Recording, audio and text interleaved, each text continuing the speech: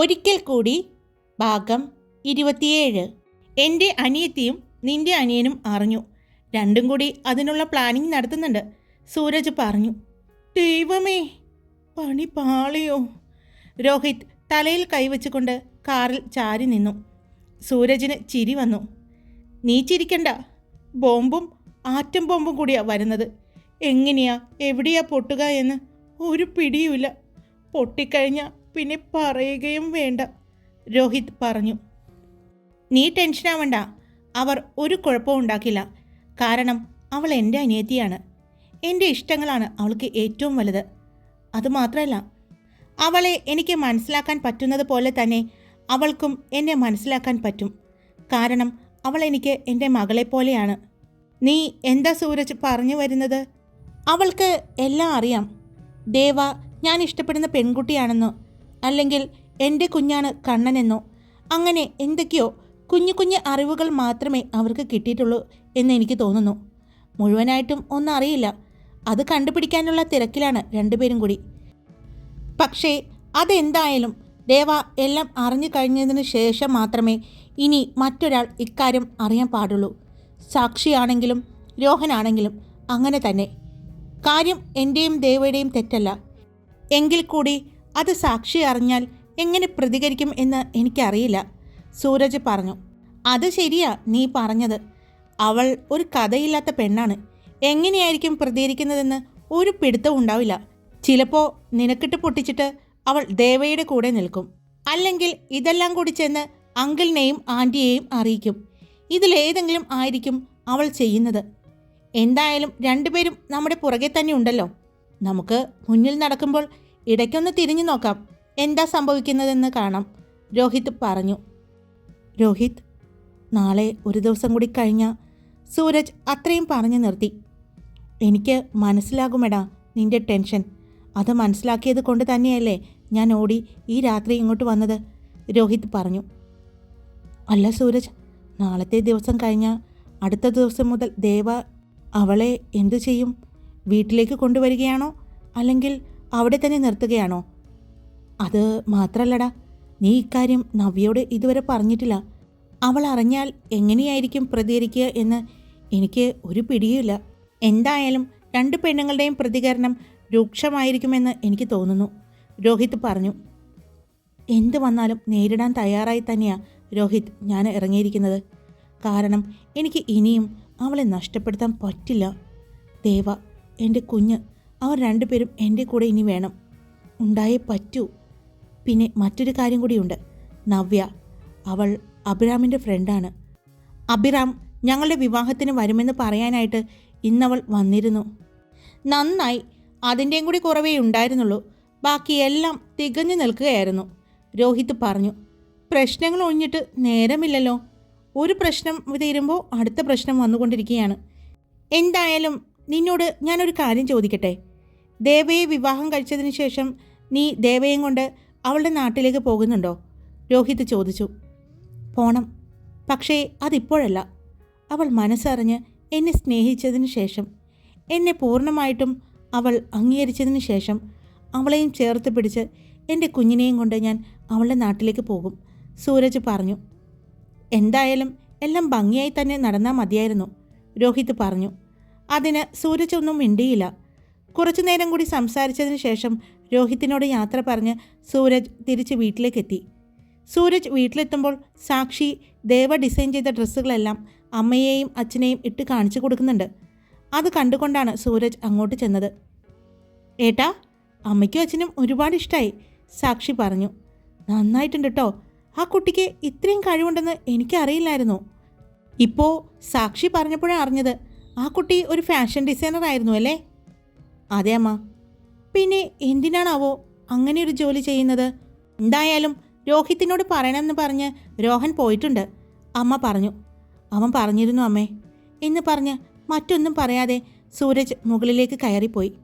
അവൻ പോകുന്നത് സാക്ഷി നോക്കി നിന്നു. ഏട്ടൻ്റെ മനസ്സിൽ എന്തോ ഉണ്ടെന്ന് അവൾക്ക് തോന്നി. പക്ഷേ കാര്യങ്ങളൊന്നും വ്യക്തമായി അറിയാത്തത് കൊണ്ട് തന്നെ ഏട്ടനോട് ചോദിക്കാനും സാക്ഷിക്ക് തോന്നിയില്ല. പിറ്റേ ദിവസം രാവിലെ സൂരജ് ഓഫീസിലേക്ക് ചെന്നു. അവൻ ഓഫീസ് കാര്യങ്ങളുമായി കുറച്ച് തിരക്കിലായിരുന്നു. ദേവയാനിയും ഷോപ്പിലേക്ക് പോയിരുന്നു. അനിലും നീലുവും നല്ല ടെൻഷനുണ്ടായിരുന്നു. നാളെയാണ് ചോറ്റാനിക്കര പോകുന്നത്. എന്താണ് സൂരജ് ഉദ്ദേശിക്കുന്നത് എന്ന് ഒന്നും അറിയില്ല. പക്ഷേ നാളെ എന്തും സംഭവിക്കുമെന്ന് അവർക്ക് മനസ്സിലായിരുന്നു. അതിനോട് എങ്ങനെ പ്രതികരിക്കും എന്ന് അവർക്ക് അറിയില്ല. തങ്ങൾ സത്യങ്ങളെല്ലാം അറിഞ്ഞിട്ട് അവളോട് മനഃപൂർവ്വം ചോദിക്കാതിരുന്നതാണ് എന്ന് അവൾ അറിയുമ്പോൾ എങ്ങനെ പ്രതികരിക്കുമെന്ന് അവർക്ക് പേടിയുണ്ടായിരുന്നു. നീലുവിന് ടെൻഷനുണ്ടായിരുന്നു.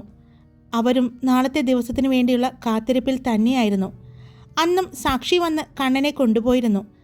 അതുകൊണ്ട് തന്നെ കണ്ണൻ്റെ ഡേ കെയറിലുള്ള പോക്ക് നിർത്തിയിരുന്നു. അതിൽ ദേവയ്ക്ക് ചെറിയൊരു വിഷമമുണ്ടായിരുന്നു.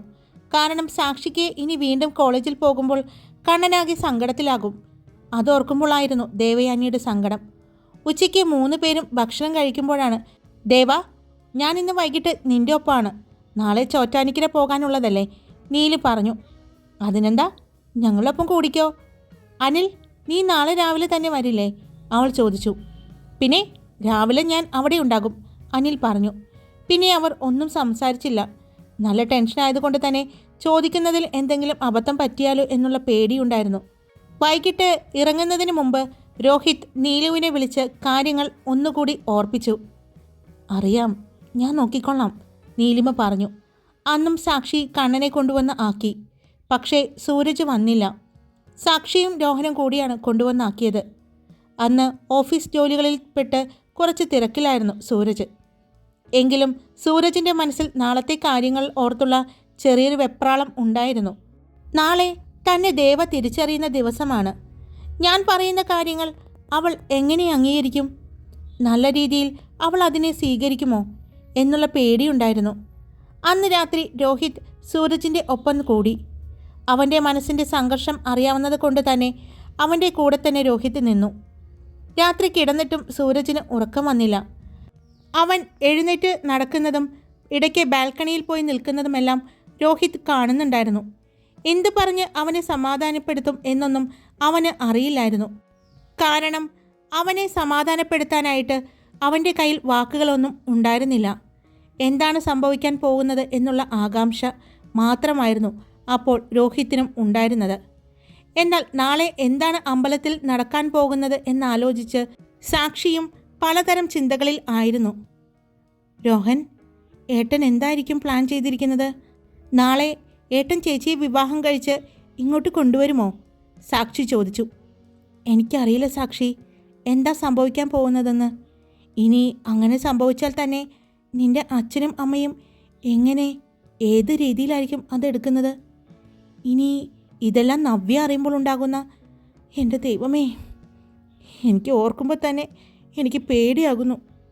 അങ്ങനെ പലതരം ചിന്തകളിലായിരുന്നു കുറച്ചാളുകൾ. രോഹിത്തിനും സൂരജിനും അന്ന് ഉറങ്ങാൻ സാധിച്ചില്ല. അതുപോലെ തന്നെയായിരുന്നു സാക്ഷിയും രോഹനും. എന്നാൽ ദേവയുടെ ഒപ്പം കിടന്നുറങ്ങുമ്പോഴും നീലുവിൻ്റെ മനസ്സ് മുഴുവനും അസ്വസ്ഥമായിരുന്നു. ആ അവസ്ഥയിൽ തന്നെയായിരുന്നു അനിലും. എന്നാൽ ഇതൊന്നും അറിയാതെ മോനെയും കെട്ടിപ്പിടിച്ച് ദേവ സുഖമായി ഉറങ്ങി. നാളെ തൻ്റെ ജീവിതം മാറി മറിയും എന്നറിയാതെ. അങ്ങനെ ഞായറാഴ്ച രാവിലെ സാക്ഷി നേരത്തെ എഴുന്നേറ്റു. ഏട്ടൻ്റെ മുറിയിലേക്ക് ചെന്നു. രോഹിത് ഫോണിൽ നോക്കിക്കൊണ്ടിരിക്കുന്നത് കണ്ടു. രോഹിത് ഏട്ടാ, സൂരജേട്ടൻ എവിടെ? അവൻ ഫ്രഷ് ആവാനായി കയറി. അതെയോ, നിങ്ങളിന്ന് എവിടെയെങ്കിലും പോകുന്നുണ്ടോ? അവൾ ചോദിച്ചു. എന്താ ഒരു അഭിനയം, എല്ലാം അറിഞ്ഞിട്ട് അഭിനയിക്കുന്നത് കണ്ടില്ലേ? രോഹിത് മനസ്സിലാലോചിച്ചു. പോകുന്നുണ്ടോ എന്നാ ചോദിച്ചത്? പോകുന്നുണ്ട്. എന്താ? രോഹിത് ചോദിച്ചു. അല്ല, ഞങ്ങൾ ഒരു സ്ഥലം വരെ പോവുകയാണ്. നിങ്ങൾ ഇവിടേക്ക് തന്നെ കാണോ എന്നറിയാൻ വേണ്ടി ചോദിച്ചതാ, സാക്ഷി പറഞ്ഞു. ഓ ഇല്ല, ഞങ്ങൾ ഇന്ന് വരാൻ ലേറ്റാവും, രോഹിത് പറഞ്ഞു. അതെയോ, ഞങ്ങളും ചിലപ്പോൾ താമസിക്കും. ഒരു കല്യാണം ഉണ്ടായിരുന്നു, സാക്ഷി പറഞ്ഞു. ആരുടെ? എൻ്റെ ഏറ്റവും വേണ്ടപ്പെട്ട ഒരാളുടെയാ. ഞാൻ പോയിട്ട് വന്നിട്ട് പറയാം എന്ന് പറഞ്ഞ് സാക്ഷി അവിടെ നിന്നും വേഗം ഫ്രഷ് ആവാനായി പോയി. സാക്ഷി ഫ്രഷായി വന്നപ്പോൾ അമ്മയും അച്ഛനും സോഫയിൽ ഇരിക്കുന്നുണ്ട്. സാക്ഷി ഇന്നലെ ദേവ ഡിസൈൻ ചെയ്തു കൊടുത്ത മനോഹരമായ ഒരു പട്ടുപാവാടയാണ് ഇട്ടിരുന്നത്. നീ ഇത് എങ്ങോട്ടാ ഈ പുതിയ ഡ്രസ്സൊക്കെ ഇട്ട്? അതമ്മേ, ഞാൻ എൻ്റെ ഫ്രണ്ട്സും കൂടി ഇന്ന് ചോറ്റാനിക്കര വരെ പോവുകയാണ്. ഇന്നലെ രാത്രി എടുത്ത തീരുമാനമായിരുന്നു എല്ലാവരും കൂടി അമ്പലത്തിലേക്ക് പോകാമെന്ന്, അവൾ പറഞ്ഞു. അതെയോ, നല്ലൊരു കാര്യമാണ്. പക്ഷേ എങ്ങനെയാ പോവാ? കൂട്ടുകാരെല്ലാം കൂടി ഇങ്ങോട്ട് വരുമോ അതോ അങ്ങോട്ട് പോണോ? ഡ്രൈവറെ വിളിക്കുന്നുണ്ടോ അതോ വേറെ വണ്ടിയുണ്ടോ? അമ്മ ചോദിച്ചു. ഞാനുമുണ്ടമ്മേ അവരുടെ ഒപ്പം. അതും പറഞ്ഞ് അങ്ങോട്ട് രോഹൻ വന്നത്. അവനും ബ്ലൂ ഷർട്ടും ബ്ലൂ കളർ കരയോട് കൂടിയ മുണ്ടുമാണ് ധരിച്ചിരുന്നത്. അതെയോ, നന്നായി. ഈ പെൺകുട്ടികൾ മാത്രമായിട്ട് പോകുമ്പോൾ എന്താ സംഭവിക്കുന്നതെന്ന് അറിയില്ലല്ലോ, അമ്മ പറഞ്ഞു. ആൻറ്റി, ഞങ്ങൾ കുറച്ച് വരാൻ ലേറ്റാകും. കാരണം അവിടെ അടുത്തുള്ള 1-2 അമ്പലങ്ങളിൽ കൂടി പോകാനുണ്ട്, രോഹൻ പറഞ്ഞു. എന്നാൽ ഇതെല്ലാം കേട്ടുകൊണ്ടിരുന്ന സാക്ഷിയുടെ അച്ഛൻ അവരെ രണ്ടുപേരെയും നോക്കി. എന്താണ് പെട്ടെന്ന് ഒരു ഭക്തിമാർഗം സ്വീകരിച്ചത്? അദ്ദേഹം ചോദിച്ചു. ഇതിപ്പോൾ എന്താ? അവർ അമ്പലത്തിൽ പോകുന്നതിന് എന്താ കുഴപ്പം? അതും ചോറ്റാനിക്കര പോലെയുള്ളിടത്ത്. വല്ലപ്പോഴുമല്ലേ പോകാൻ പറ്റൂ. പിള്ളേർ പോയിട്ട് വരട്ടേന്നേ, അമ്മ പറഞ്ഞു. പോവണ്ട എന്നൊന്നും ഞാൻ പറഞ്ഞില്ല. ഇവിടെ നിന്ന് രാവിലെ 2 പേരും ഇതുപോലെ തന്നെ കുളിച്ചൊരുങ്ങി പോയിട്ടുണ്ട്. എല്ലാവരും കൂടി ഒരു സ്ഥലത്തേക്കാണോ എന്നെനിക്കൊരു സംശയമുണ്ട്, അച്ഛൻ പറഞ്ഞു. സാക്ഷി പതിയെ രോഹൻ്റെ അടുത്തേക്ക് വന്നു. വേഗം പോകാം, ഇവിടെ നിന്നാ ശരിയാവില്ല. ജഡ്ജി ഉണർന്നു കഴിഞ്ഞു. ഇനി കുത്തി കുത്തി ഓരോന്ന് ചോദിച്ച് നമ്മുടെ ഉള്ളിലുള്ളതെല്ലാം പുറത്തേക്കിടും. അതിനു മുമ്പ് ഇവിടുന്ന് തടി തപ്പുന്നതാണ് നല്ലത്, സാക്ഷി പറഞ്ഞു. അത് അങ്കിളെ, ഞാൻ പോയിട്ട് വരാം. ഇനിയും നിന്നാ ലേറ്റാവും, രോഹൻ പറഞ്ഞു. മോളെ സാക്ഷി, പോകുമ്പോൾ ആമേടം കൂടി ഒന്ന് കയറിക്കോട്ടോ. സൂരജിൻ്റെ പേരിൽ കുറച്ച് വഴിപാടുകളും കൂടി നടത്തിക്കോ, അമ്മ പറഞ്ഞു. നിന്റെ കയ്യിൽ ക്യാഷ് ഉണ്ടോ? അമ്മ ചോദിച്ചു. ആൻറ്റി, എൻ്റെ കയ്യിലുണ്ട്, ഞാൻ നോക്കിക്കൊള്ളാം, രോഹൻ പറഞ്ഞു. അങ്ങനെ സാക്ഷിയും രോഹനും അവിടെ നിന്നും ഇറങ്ങി. 2 ഏട്ടന്മാരും കൂടി എപ്പോഴാ പോയേ? നീ കണ്ടായിരുന്നോ? രോഹൻ ചോദിച്ചു. ഞാൻ ഫ്രഷ് ആവാൻ പോകുന്നത് വരെ രണ്ടും അവിടെ ഉണ്ടായിരുന്നു. ഞാൻ ഫ്രഷായി ഇറങ്ങിയതിന് ശേഷം ഡ്രസ്സ് മാറുന്ന ആ ടൈമിലാണ് അവർ പോയിരിക്കുന്നത്, സാക്ഷി പറഞ്ഞു. വേഗം പോവാം എന്ന് പറഞ്ഞ് അവർ വേഗം കാറിലേക്ക് കയറി. എന്നാൽ രാവിലെ 6 മണിയോട് കൂടി തന്നെ അനിൽ ദേവയുടെ വീട്ടിലെത്തി. ദേവ കണ്ണനെ കുളിപ്പിച്ച് റെഡിയാക്കുകയായിരുന്നു. അപ്പോഴാണ് അങ്ങോട്ട് അനിൽ എത്തിയത്. കണ്ണാ, ഞാൻ ഡ്രസ്സ് മാറ്റിത്തരാം, നീ റെഡി ആയിക്കോ എന്ന് പറഞ്ഞ് അനിൽ കണ്ണനെ വിളിച്ചു. അവൻ ഒരു ബോട്ടിൽ ഗ്രീൻ കളർ ഷർട്ടും ഒരു കുഞ്ഞുമുണ്ടുമാണ് കണ്ണന് ഇട്ടുകൊടുത്തത്. അവൻ കണ്ണനെ നന്നായി തന്നെ ഒരുക്കി. വളരെ ചുരുക്കം ആളുകൾക്ക് കിട്ടുന്ന ഒരു ഭാഗ്യമാണ് അച്ഛൻ്റെയും അമ്മയുടെയും കല്യാണത്തിന് കൂടെ നിൽക്കുക എന്നത്. ഇന്ന് ആ ഭാഗ്യം നിനക്ക് കിട്ടാൻ പോവുകയാണല്ലോ കണ്ണാ, അനിൽ മനസ്സിൽ പറഞ്ഞു. നീലു അപ്പോഴേക്കും ബ്ലാക്ക് കരയുള്ള ഒരു സെറ്റും മുണ്ടും എടുത്ത് പുറത്തേക്ക് ഇറങ്ങി വന്നു. എന്തായി, ദേവ റെഡിയായോ? റെഡിയാവുന്നു, ഞാൻ അങ്ങോട്ട് ചെല്ലട്ടെ. എനിക്ക് നല്ല പേടിയുണ്ട് അനിൽ. എന്താ സംഭവിക്കാൻ പോകുന്നതെന്ന് ഓർക്കുമ്പോൾ വല്ലാത്ത ടെൻഷൻ. അല്ല, ചേച്ചിനെ നീ എങ്ങനെ ഒഴിവാക്കി? ഒഴിവാക്കേണ്ടി വന്നില്ല, അവൾക്ക് വരാൻ പറ്റില്ല എന്ന് പറഞ്ഞു. എന്തായാലും വൈകുന്നേരത്തോടു കൂടി കാര്യങ്ങളെല്ലാം അവളോട് പറയണം. അത് കഴിഞ്ഞ് അവളുടെ കയ്യിലിരിക്കുന്നതും വായിലിരിക്കുന്നതും ഞാൻ ഏറ്റുവാങ്ങേണ്ടി വരും. ഇതൊക്കെ അറിഞ്ഞിട്ട് അവളോട് പറയാതിരുന്നതിന്, അനിൽ പറഞ്ഞു. നീ എന്തായാലും വേഗം ചെല്ല്, റെഡിയാക്ക്. സൂരജ് സാറും രോഹിത് സാറും അതിരാവിലെ തന്നെ അമ്പലത്തിലേക്ക് പുറപ്പെട്ടു എന്ന് പറഞ്ഞു. താലി പൂജിക്കാനോ എന്തൊക്കെ കൊടുക്കാനുണ്ടെന്ന് പറഞ്ഞു. അതെയോ, ഞാൻ എന്തായാലും ദേവയുടെ അടുത്തേക്ക് ചെല്ലട്ടെ എന്ന് പറഞ്ഞ് നീലിമ വേഗം തന്നെ തിരിഞ്ഞ് നടക്കാൻ പോയതും, നീലു ഇതാ മുല്ലപ്പൂ, ഞാൻ മറന്നു എന്ന് പറഞ്ഞ് അനിൽ വേഗം തന്നെ കാറിൽ നിന്നും മുല്ലപ്പൂ എടുത്ത് അവളുടെ കയ്യിലേക്ക് കൊടുത്തു. ഇതൊക്കെ കാണുമ്പോൾ അവൾ എന്തു പറയുമാവോ, നീലു പറഞ്ഞു. എന്തായാലും നീ ചെല്ല്, അനിൽ അവളെ പറഞ്ഞു വിട്ടു. ദേവ ആ ഗോൾഡൻ കരയുള്ള സെറ്റുമുണ്ടും അതിന് മാച്ചിങ്ങായ ബ്ലൗസും ഭംഗിയായിട്ട് ഉടുത്തിട്ടുണ്ട്. അല്ലെങ്കിലും ഫാഷൻ ഡിസൈനറായ അവളെ ഡ്രസ്സ് എങ്ങനെ ഉടുപ്പിക്കണം എന്നൊന്നും പറഞ്ഞു കൊടുക്കേണ്ട ആവശ്യമില്ല. അവൾ ഭംഗിയായി തന്നെ ഡിസൈൻ ചെയ്യാൻ മാത്രമല്ല ഉടുക്കാനും അവൾക്കറിയാം. ഒരു കുഞ്ഞിൻ്റെ അമ്മയാണെന്ന് അവളെ കണ്ടാലേ തോന്നില്ല, അത്രയും ഭംഗിയാണ് അവളെ കാണാൻ എന്ന് നീലിമ ഓർത്തു. ഡ്രസ്സ് മാറിയതിന് ശേഷം കുളി കഴിഞ്ഞ് കെട്ടിവെച്ച മുടി നന്നായി തോർത്തിക്കൊണ്ടിരിക്കുകയായിരുന്നു. അപ്പോഴാണ് നീലു ഒരു കയ്യിൽ മുല്ലപ്പൂവുമായിട്ട് അങ്ങോട്ട് ചെന്നത്. എന്താ നീലു, മുല്ലപ്പൂവൊക്കെ ആയിട്ട്? ഇന്ന് കല്യാണം വല്ലതും ഉണ്ടോ അവിടെ? ദേവ ചോദിച്ചു. കല്യാണം എന്ന് കേട്ടപ്പോൾ നീലിമ ഒന്ന് പതറി. അത് അമ്പലത്തിൽ പോണ കാരണം അനിൽ വന്നപ്പോൾ വാങ്ങിക്കൊണ്ട് വന്നതാണ്, നീലു പറഞ്ഞു. അപ്പോൾ തന്നെ വേഗം അതിൽ നിന്നും കുറച്ചെടുത്ത് നീലിമ അവളുടെ തലയിൽ വെച്ചു. അപ്പോൾ ദേവ കണ്ണെഴുതി ഒരു പൊട്ടും വെച്ചു. പോകാമെന്ന് പറഞ്ഞ് തിരിഞ്ഞു. അയ്യേ, ഇങ്ങനെയാണോ? നീ ഇങ്ങ് മാറിയേ എന്ന് പറഞ്ഞ് നീലിമ അവളെ കുറച്ച് മാറ്റി നിർത്തി. എന്നിട്ട് ഭംഗിയായി അവളെ ഒരുക്കി. ഷോപ്പിൽ പോകുന്നതിന് നന്നായി തന്നെ ഒരുങ്ങണമെന്നുള്ളത് കൊണ്ട് അത്യാവശ്യം കുറച്ച് സാധനങ്ങളെല്ലാം അവൾ വാങ്ങി വെച്ചിട്ടുണ്ടായിരുന്നു. ചെറിയ ലൈറ്റ് ഷെയ്ഡിലുള്ള ലിപ്സ്റ്റിക്കാണ് ദേവ ഉപയോഗിക്കാറുള്ളത്. താല്പര്യമുണ്ടായിട്ടല്ല, പക്ഷേ അത്രയും വലിയ സ്ഥാപനത്തിൽ ജോലിക്ക് ചെല്ലുമ്പോൾ, അതും എൻട്രൻസിൽ തന്നെ ക്യാഷ് കൗണ്ടറിൽ നിൽക്കുമ്പോൾ അതിൻ്റേതായ രീതിയിൽ നിൽക്കണമെന്ന് അറിയാവുന്നത് കൊണ്ട് തന്നെ അവൾ ഭംഗിയായി ഒരുങ്ങിയാണ് ഷോപ്പിലേക്ക് പോകാറ്. എന്നാൽ വീട്ടിൽ വന്ന് മറ്റു സ്ഥലങ്ങളിൽ മറ്റും പോകുമ്പോൾ ഒരു പൊട്ടും കണ്ണും എഴുതും. അതുമാത്രമേ അവളുടെ ഒരുക്കം ഉണ്ടാകാറുള്ളൂ. ആ കണ്ണെഴുത്ത് തന്നെ രാത്രി എല്ലാ ദിവസവും വീട്ടുകാരെക്കുറിച്ചും പഴയ കാര്യങ്ങളും ഓർത്ത് കരയുക പതിവായിരുന്നു. രാവിലെ അത് ആരും കാണാതിരിക്കാനുള്ള മറച്ചു വയ്ക്കലാണ് ഈ കണ്ണെഴുത്ത്. നമ്മൾ അമ്പലത്തിലേക്കല്ലേ പോകുന്നത്, എന്തിനാ ഇങ്ങനെ ഒരുങ്ങുന്നത്? ദേവ ചോദിച്ചു. ദേവ, ഒരുങ്ങിയിട്ടൊന്നുമില്ല, നീ പൊട്ടുകുത്തി കണ്ണെഴുതി. നിനക്ക് ഞാൻ കുറച്ച് ലിപ്സ്റ്റിക്കും ഇട്ട് തന്നു, ഐബ്രോയും ഒന്ന് ഭംഗിയായി വരച്ചു, അത്രേ ചെയ്തുള്ളൂ, നീലിമ പറഞ്ഞു. നീലു തന്നെയാണ് അവളുടെ ആ ഭംഗിയുള്ള നീണ്ട അഴിച്ചിട്ട മുടിയിൽ മുല്ലപ്പൂവും വെച്ചു കൊടുത്തത്. എന്നിട്ട് അവളെ തിരിച്ചു നിർത്തി നോക്കി. ദേവയുടെ കാതിൽ അത്യാവശ്യം നല്ല ജിമിക്ക് തന്നെ കിടക്കുന്നുണ്ട്. അത് അവളുടെ വീട്ടിൽ നിന്ന് പോന്നപ്പോൾ അവളുടെ കാതിൽ ഉണ്ടായിരുന്നതാണ്. അത് മുത്തശ്ശിയുടെയാണ്, അച്ഛൻ്റെ അമ്മയുടെ. അച്ഛൻ അവൾക്കായി ഇട്ടുകൊടുത്തതാണ്. എത്ര പ്രതിസന്ധികൾ ഉണ്ടായിട്ടും അവൾ ആ ജിമിക്ക് മാത്രം സൂക്ഷിച്ചു വെച്ചു. വീട്ടിൽ നിന്നും ഇറങ്ങിയപ്പോൾ അത് ബാഗിൽ എടുത്തു വെച്ചിരുന്നു. അതായിരുന്നു അവളുടെ കാതിൽ കിടന്നത്. പ്രശ്നങ്ങളെല്ലാം നീങ്ങി സ്വസ്ഥമായപ്പോഴാണ് അവൾ ആ ജിമിക്ക് എടുത്ത് കാതിൽ ഇട്ടത് തന്നെ, അതും ജോലിക്ക് പോയി തുടങ്ങിയപ്പോൾ. അതുവരെ അതിൻ്റെ സ്റ്റഡ് മാത്രമാണ് അവൾ ഇട്ടിരുന്നത്. ആ ജിമിക്ക് അവളുടെ ആ മുഖത്തിന് നന്നായി ചേരുന്നുണ്ടായിരുന്നു. അവളുടെ മുഖത്തിന് നല്ല ഭംഗി കൊടുക്കുന്നുണ്ടായിരുന്നു. കഴുത്തിൽ, സൂരജിൻ്റെ കഴുത്തിൽ കിടന്ന ആ ലോക്കറ്റോട് കൂടിയ ആ മാലയും, കയ്യിൽ 2 കൈയിലും ഓരോ വളവീതവും ഉണ്ടായിരുന്നു. നീലുവിൻ്റെ കയ്യിൽ നിറയെ കുപ്പിവളകൾ ഉണ്ടായിരുന്നു.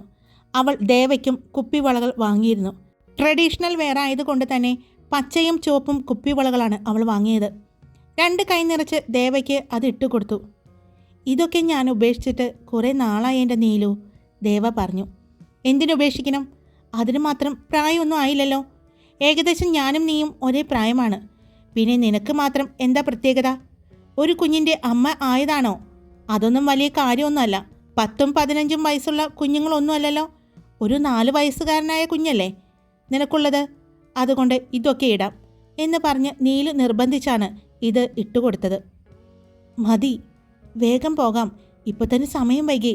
അനിൽ ദേഷ്യപ്പെടും. നീലുവിൻ്റെ ഒരുക്കം മതിയാക്കാൻ വേണ്ടി ദേവ മനഃപൂർവ്വം പറഞ്ഞു. അവിടെ നിന്നും ഇറങ്ങി. ദേവ ഇറങ്ങി വരുന്നത് കണ്ടതും അനിൽ അവളെ തന്നെ നോക്കി നിന്നു. നല്ല ഭംഗിയുണ്ടല്ലോ കാണാൻ, അനിൽ ചോദിച്ചു. അപ്പോൾ എന്നെയോ? അതും ചോദിച്ചുകൊണ്ട് നീലുവും വന്നു. നീയും നന്നായിട്ടുണ്ട്.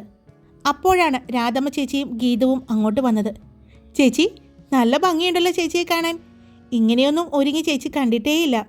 മുല്ലപ്പൂ വെച്ച് ചേച്ചിയെ കണ്ടിട്ടേയില്ല. എന്തായാലും നന്നായിട്ടുണ്ട്, നന്നായിട്ട് ചേരുന്നുണ്ടല്ലേ.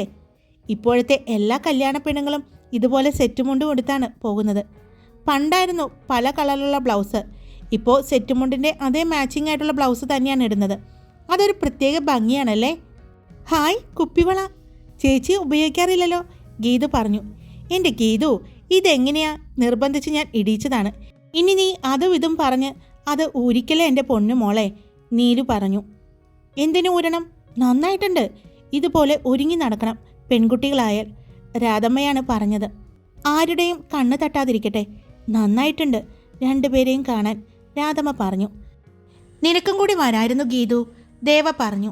ചേച്ചി, എനിക്ക് എൻ്റെ ഏറ്റവും അടുത്ത കൂട്ടുകാരിയുടെ ബർത്ത്ഡേ ഫംഗ്ഷനാണ്. ചെന്നില്ലെങ്കിൽ അത് ശരിയാവില്ല. അതുകൊണ്ട് ചേച്ചി ഞാൻ വരാത്തത്, ഗീതു പറഞ്ഞു. കണ്ണാ, ദേവിയെ കാണാൻ പോവാണോ? രാധമ്മ ചോദിച്ചു. അതെ രാധമ്മ, പോയിട്ട് വേഗം വരാട്ടോ. ദേവിയോട് രാധമാമയ്ക്കും ഗോപി അച്ചാച്ചനും വേണ്ടി ചേച്ചിക്കും വേണ്ടിയൊക്കെ പ്രാർത്ഥിക്കാട്ടോ, കണ്ണൻ പറഞ്ഞു. അവർ കണ്ണൻ്റെ കവളിൽ ചുംബിച്ചു. മതി, വേഗം വാ, സമയം വൈകി. ഇനി ഇവിടെ നിന്ന് ചോറ്റാനിക്കരെത്താൻ എന്തായാലും വൈകും. 1.5 മണിക്കൂർ എടുക്കും, അനിൽ പറഞ്ഞു. കാറിൻ്റെ മുൻസീറ്റിൽ നീലിമയും കണ്ണനും കൂടി ഇരുന്നു. പുറകിലായി ദേവയും. അങ്ങനെ അവിടെ നിന്നും കാർ ചോറ്റാനിക്കരയിലേക്ക് പുറപ്പെട്ടു. ചേച്ചിയെ കാണാൻ ശരിക്കും നല്ല ഭംഗിയുണ്ടല്ലോ അമ്മേ. ഇതുപോലെ ഒരുങ്ങി ചേച്ചിയെ കണ്ടിട്ടേയില്ല. ഗീതു അവർ പോകുന്നത് നോക്കിക്കൊണ്ട് പറഞ്ഞു. കണ്ണ് വയ്ക്കാതെടി എൻ്റെ മോളെ. അവളുടെ തലക്കിട്ടൊന്ന് കൊടുത്തുകൊണ്ട് പറഞ്ഞു. ഞാൻ കണ്ണു വെച്ചതല്ല, നല്ല ഭംഗി തോന്നിച്ചു ചേച്ചിയെ കണ്ടപ്പോൾ, ഞാനത് പറഞ്ഞു. ഇതുപോലെ ആര് ചേച്ചിയെ കണ്ടാലും പറയും. അപ്പോൾ അമ്മ അവരെയെല്ലാം ഇങ്ങനെ പറയുമോ? അതിന് എൻ്റെ മോള് നെറ്റിയിൽ കറുത്ത പൊട്ട് വെച്ചിട്ടുണ്ട്. അതുകൊണ്ട് ദൈവമോൾക്ക് ദൃഷ്ടിദോഷമൊന്നും കിട്ടില്ല. ഞാൻ ശ്രദ്ധിച്ചിരുന്നു മോള് തൊട്ടിരിക്കുന്നത്. കറുത്തതാണ്, അല്ലെങ്കിൽ ദൃഷ്ടിക്കുള്ളത് ഞാൻ ചെയ്തു കൊടുത്തേനെ, അമ്മ പറഞ്ഞു. എന്നാൽ ഇതേ സമയം ചോറ്റാനിക്കര അമ്പലത്തിൽ സൂരജും രോഹിത്തും എത്തിയിരുന്നു. അവിടെ സൂരജിനെയും രോഹിത്തിനെയും അറിയുന്ന ഒരുപാട് ആളുകളുണ്ടായിരുന്നു. അവിടുത്തെ സെക്യൂരിറ്റി ഉദ്യോഗസ്ഥർ എല്ലാവരും സൂരജിന് വേണ്ട എല്ലാ സൗകര്യങ്ങളും ചെയ്തു കൊടുത്തു. അതുകൊണ്ട് തന്നെ ആ വലിയ തിരക്കിനിടയിൽപ്പെടാതെ അവർ വേഗം നടയിൽ കയറി തൊഴാൻ പറ്റി. സൂരജ് അവൻ്റെ കയ്യിലുണ്ടായിരുന്ന ഒരു ബോക്സ് തുറന്നു. ആ താലിയും ആ മാലയും ഒരു സിന്ദൂരച്ചെപ്പും നടയിലേക്ക് പൂജിക്കാനായി കൊടുത്തു. അവൻ സിറ്റി പോലീസ് കമ്മീഷണർ ആണെന്ന് അറിയാവുന്നത് കൊണ്ട് തന്നെ അവിടെയുള്ളവരെല്ലാം വളരെ ബഹുമാനത്തോടു കൂടിയാണ് പെരുമാറിയത്. തിരുമേനി പൂജിച്ചതിന് ശേഷം ആ സിന്ദൂരച്ചെപ്പിലേക്ക് ദേവീ നടയിൽ നിന്ന് സിന്ദൂരം എടുത്ത് ആ സിന്ദൂരച്ചെപ്പിലേക്ക് നിറച്ചു കൊടുത്തു. ദക്ഷിണ കൊടുത്ത സൂരജ് അത് വാങ്ങി. അവർ നടയിൽ നിന്നും പുറത്തേക്ക് ഇറങ്ങിയതും രോഹിത് നീലുവിൻ്റെ ഫോണിലേക്ക് മെസ്സേജ് അയച്ചു. എത്താറായോ എന്ന് ചോദിച്ചു. ഞങ്ങൾ എത്തി, പാർക്കിങ്ങിലുണ്ട്, അവൾ പറഞ്ഞു. എന്നാൽ വേഗം അകത്തേക്ക് കയറിപ്പോരെ, ഞങ്ങൾ താലിയെല്ലാം പൂജിച്ചു, ഇവിടെ വെയിറ്റ് ചെയ്യുകയാണ്, രോഹിത് പറഞ്ഞപ്പോൾ നീലിമയുടെ നെഞ്ചിടിപ്പ് കൂടി. അവൾ അനിലിനെ നോക്കി. അവളുടെ മുഖത്തെ പേടിയും വെപ്രാളവും കണ്ട് അനിലിന് കാര്യം മനസ്സിലായി. അനിൽ കണ്ണൻ്റെ കൈയും പിടിച്ച് മുന്നിൽ നടന്നു. ഇതൊന്നും അറിയാതെ നീലുവിനോട് എന്തൊക്കെയോ സംസാരിച്ച് ദേവയും നടന്നു. അകത്തേക്ക് കയറിയപ്പോൾ തന്നെ അനിലും നീലുവും ചുറ്റും നോക്കുന്നുണ്ടായിരുന്നു. സൂരജിനെയും രോഹിതിനെയും മാത്രമല്ല, സാക്ഷിയെയും രോഹനെയും അവർ നോക്കി. ഇന്നലെ തന്നെ കാര്യങ്ങൾ രോഹിത് നീലുവിനെയും അനിലിനെയും അറിയിച്ചിരുന്നു. അതുകൊണ്ട് തന്നെ സാക്ഷിയും രോഹനും അവിടെ എത്തുമെന്ന് അവർക്കറിയാമായിരുന്നു. അനിലിനെ രോഹിത് കണ്ടു. അവിടെയുള്ള ഒരു സെക്യൂരിറ്റി ഓഫീസറുമായിട്ട് സംസാരിച്ചുകൊണ്ട് സൂരജ് നിൽക്കുമ്പോഴാണ് രോഹിത് അവനെ വിളിക്കുന്നത്. രോഹിത്തിൻ്റെ വിളി കേട്ടതും സൂരജ് അവനെ നോക്കി. രോഹിത് കണ്ണുകൾ കൊണ്ട് കാണിച്ച ഭാഗത്തേക്ക് നോക്കിയ സൂരജ് കണ്ടു അനിലിൻ്റെ കൈയും പിടിച്ചുകൊണ്ട് കയറി വരുന്ന കണ്ണനെ. മുണ്ടും ഷർട്ടും ഇട്ടിട്ട് വരുന്ന കണ്ണനെ കാണാൻ നല്ല ഭംഗിയുണ്ടായിരുന്നു. ക്യൂട്ടായിട്ട് തോന്നി.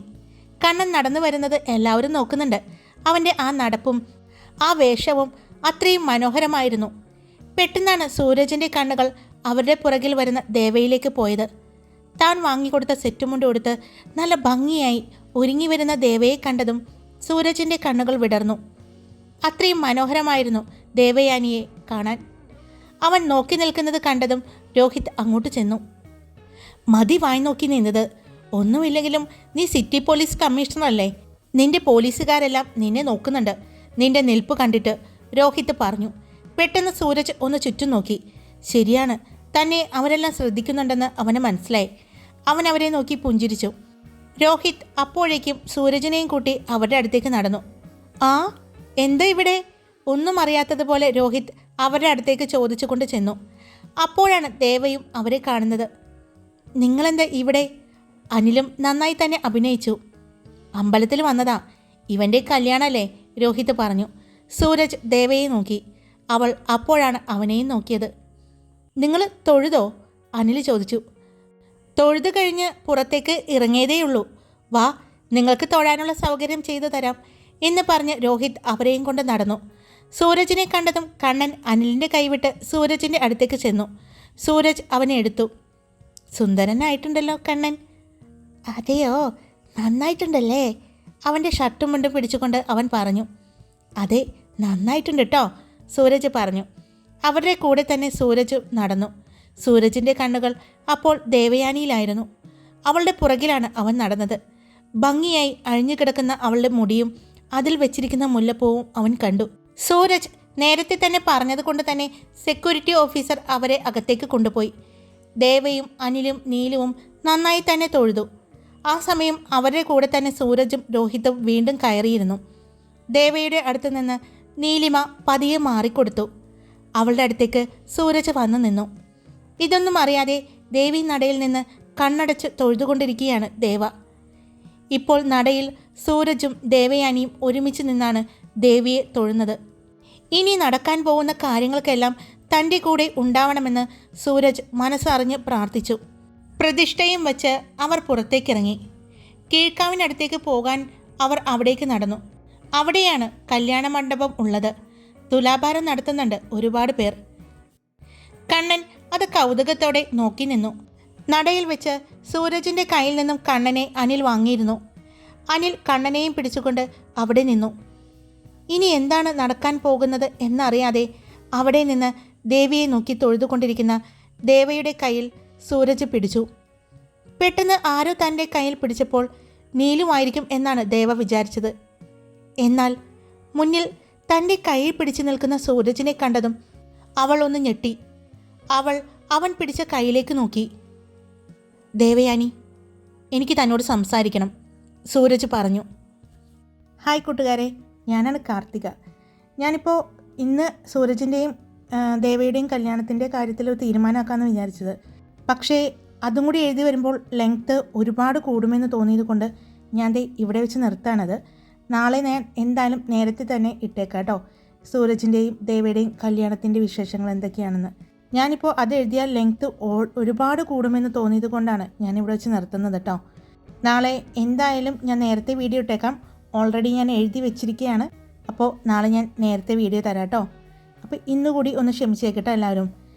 ഇന്നത്തെ പാട്ടിൽ എനിക്ക് എത്ര എഴുതിയിട്ടും മതിയാവാത്തതുപോലെ, ശരിയാവാത്തതുപോലെ, ഇനി വീണ്ടും വീണ്ടും നന്നാക്കാം എന്നൊക്കെ തോന്നുന്നത് പോലെ തോന്നുന്നു.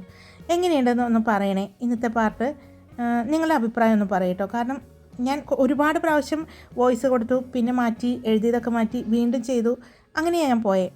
അപ്പോൾ നിങ്ങൾക്ക് അഭിപ്രായങ്ങൾ എന്തായാലും ഒന്ന് കമൻറ്റ് ചെയ്തേക്കണം കേട്ടോ. അപ്പോൾ നാളെ എന്തായാലും നേരത്തെ വീഡിയോ ഇട്ടേക്കാം. ലെങ്ത്ത് ഒത്തിരി കൂടുമെന്നുള്ളത് കൊണ്ട് മാത്രമാണ് കേട്ടോ ഞാൻ ഇന്ന് ആ ഭാഗം ഇന്നത്തെ എപ്പിസോഡിൽ ഇടാതിരുന്നത്. നാളെ എന്തായാലും ഇട്ടേക്കാം. അപ്പോൾ എല്ലാവരും അഭിപ്രായങ്ങൾ പറയുക, ലൈക്ക് ചെയ്യുക, കമൻറ്റ് ചെയ്യുക, പിന്നെ സബ്സ്ക്രൈബ് ചെയ്യുക. Love you all. It's me Karthika.